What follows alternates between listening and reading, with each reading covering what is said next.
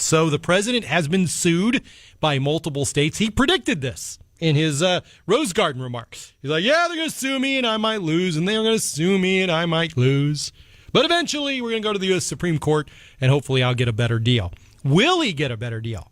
Constitutional expert Byron Henry is on the WHO Newsmakers line. Byron, welcome back to WHO in Des Moines. Good morning. Good morning. Good to be with you.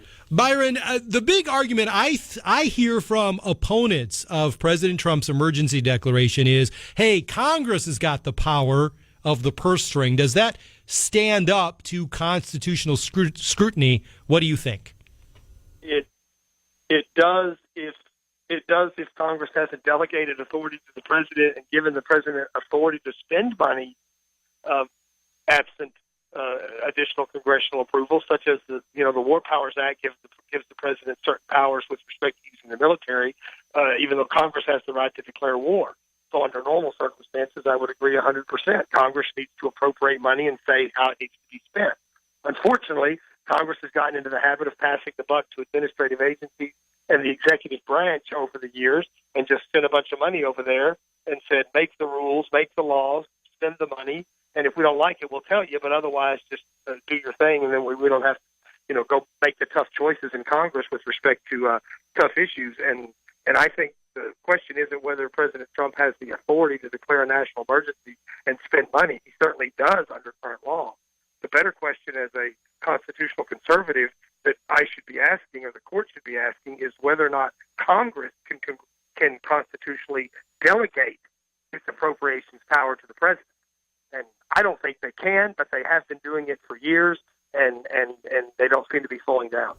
Yeah, Byron, in my mind, also as a constitutional conservative, I agree with you that I think the best outcome would be that the court rules that he can do this, but he can only do this because Congress has been allowing presidents to do it, and they throw the ball back into Congress's court. Don't you think this is ultimately Congress's problem to solve?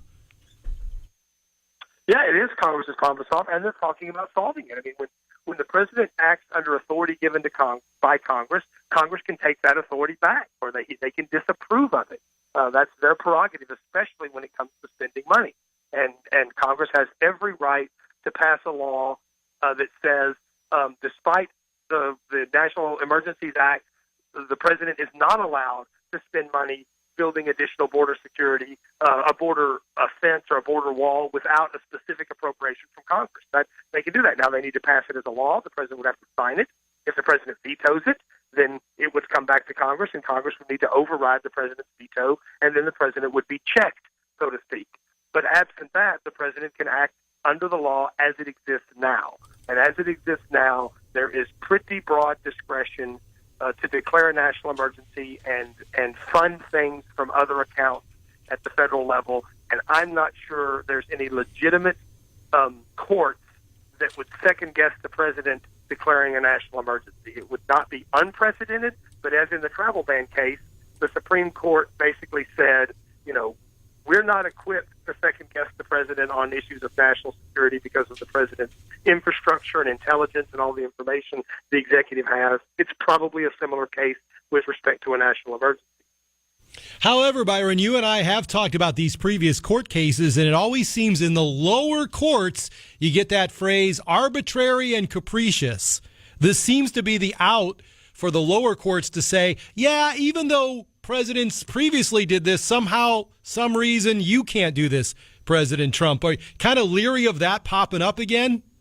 No, I expect it. In fact, you get the right court, and the court can just say, yes, presidents can declare national emergencies, but not like this. And this is basically without basis or has no rational basis, or it's basically arbitrary. The problem is that just a few months ago, it was wall-to-wall coverage on the crisis of family separations at the border. We've got, I'm in Texas, and we have a task force on sexual trafficking coming across the border. We know about MS-13, and we also know about the amount of drugs coming across the border.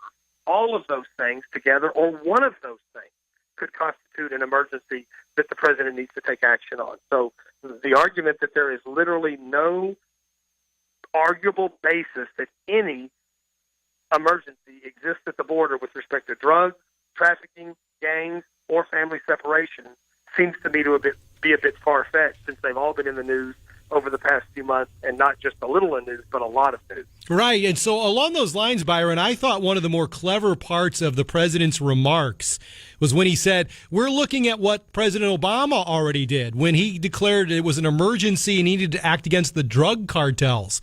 And I imagine when you saw that, you thought, yeah, that is a pretty good strategy in regard to justifying why he'd have the power to issue this emergency. Certainly, I mean the drug issues and the things that President Obama has already done under his authority given to him by Congress with respect to the border is a good starting point for President Trump's actions, and it just gives some foundation. Now, as a conservative, I'm not a fan of unilateral action by the executive on things that probably should be debated as policy and passed by Congress.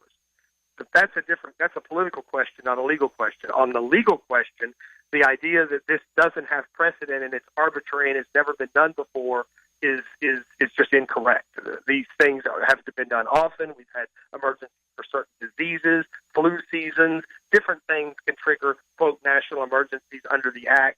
And certainly any of the things we've discussed here, including President Obama's declarations and actions in the past, executive actions could justify some of the things that President Trump is doing now.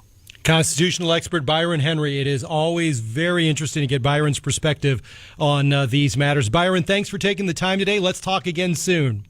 Great. My pleasure.